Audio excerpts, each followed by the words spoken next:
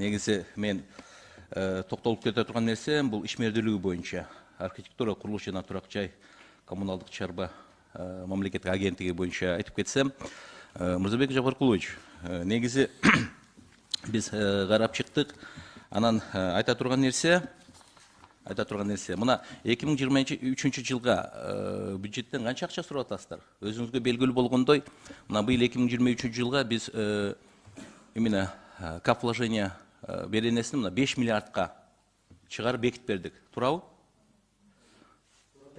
Ошондон канчаны силер быйыл кылып пландаштырып атасыздар? Канча объект киргизебиз, канча каражат силерге керек ошол боюнча? Биздин заявкабыз 514 объектке 23 миллиардка чыкты.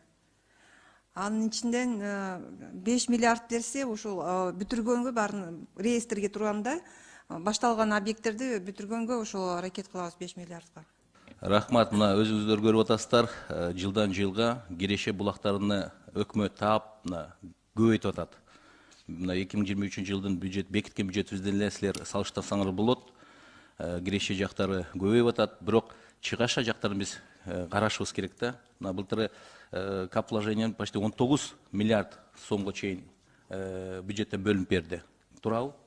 Баткен окуясы болгон байланыштуу. Ошондуктан ушуну туура үнөмдөгүлө.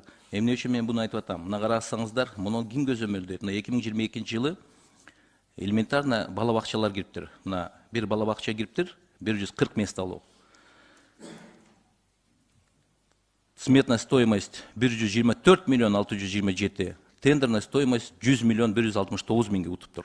Ошондой эле бала бакча тоже 22 жылы кирген, 120 мест алып. Сметная стоимость 70 миллион, тендерная стоимость 53 миллион. Ошону эмнеге көзөмөлдөйсүңөр? Эки эсе көп. Мына өткөзүп, тендерди өткөзүп, мына 100 миллион 169 бул детский сад Кара Суу районунун Сабай айыл өкмөтү Тельман айылында. А ошондой эле бала бакча только 120 мест. 20 месттеги аз бала бакча бул 30 адыр айыл өкмөтүндө 30 адыр айылында. Сметная стоимость 70 миллион, а тендерная стоимость 53 миллион утуптур. Эки эсе кымбат өткөзүп, мына бүгүнкү күндө ошо каражаттарды сурап атасыздар. Буга ким жооп берет? Эмнеге ушундайларды көзөмөлдөйт? Мына экспертиза, азыр менин коллегам айтты, ошо кичине акчага келип экспертиза бул бюджеттен кетип атат деп көтөрүп атасыздар. А бул эмне? Бирөөнүн чөнтөгүнөн кетип атабы? Бул деле бюджеттен кетип аткан бала бакчалар.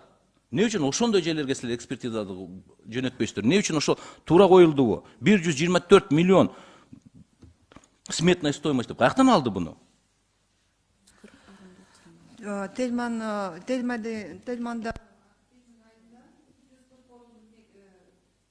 140 орундук бала бакча проекти түзүлгөн. Биз 124, сиз айткандай 124 сметалык баасы чыкты. Тендерден кийин 94 миллионго договор түзүлдү. Сиз айткан 30 адырдын айылы бала бакча 120 орундук экен.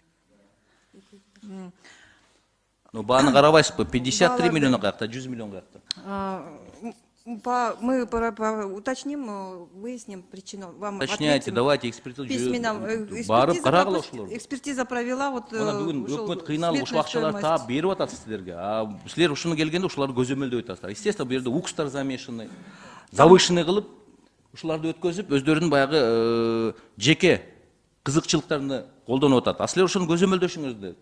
Данияр Ермекович, мы поднимем оба объекта, проверим вместе с... Это только один факт, я вам говорю. Теперь по школам посмотрите. Вы все объекты, которые были включены в 2021 году, в 2022 году, сделайте анализ. Сделаем. Мы посмотрите, делаем анализ. Где слишком завышено, создавайте комиссии, экспертизы. Они те, которые... Вот сейчас экспертиза, силер какой-то 16 миллион сомдукка жөнөтүп атасыздар. А мондай 100 миллионду силердин көзүңөргө көрүнбөй атат да.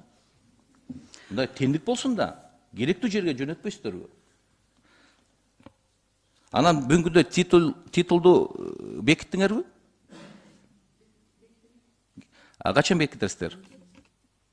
Минфинге сунуштардын баарын бергенбиз азыр. Негизи ошол титулдун листтин эң негиздечү ошол основной кимдин сөзү өтөт, ким мындай ошого жооп берет? Киргизип аткан объекттерди. Кто защищает эти объекты, кто это обосновывает?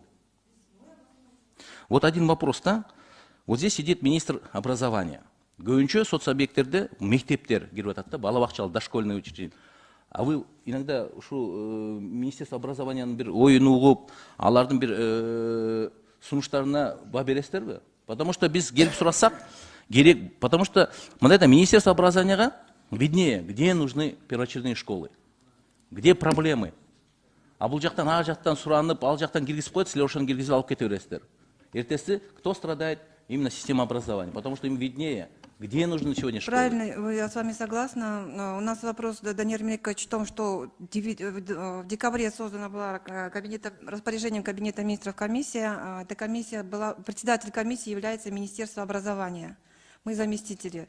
По списку, который был предложен, по тем вопросам, которые уполномоченные представители поднимали, срочные объекты, по этим объектам всем объезжала комиссия.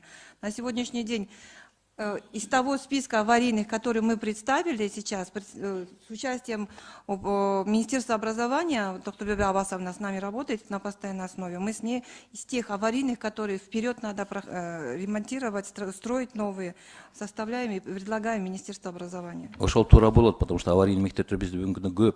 Ошондуктан мына билим берүү илим министрлиги ошол жерде өздөрүнүн корутундусун, өздөрүнүн көз карашын бериш керек. Ошону силер карап, ошол нерселерди киргизишиңер керек да. Бул мен жеке оюм. Себеби кээде биз карап чыксак, бир айылда 2 мектеп курулуп калып атат да.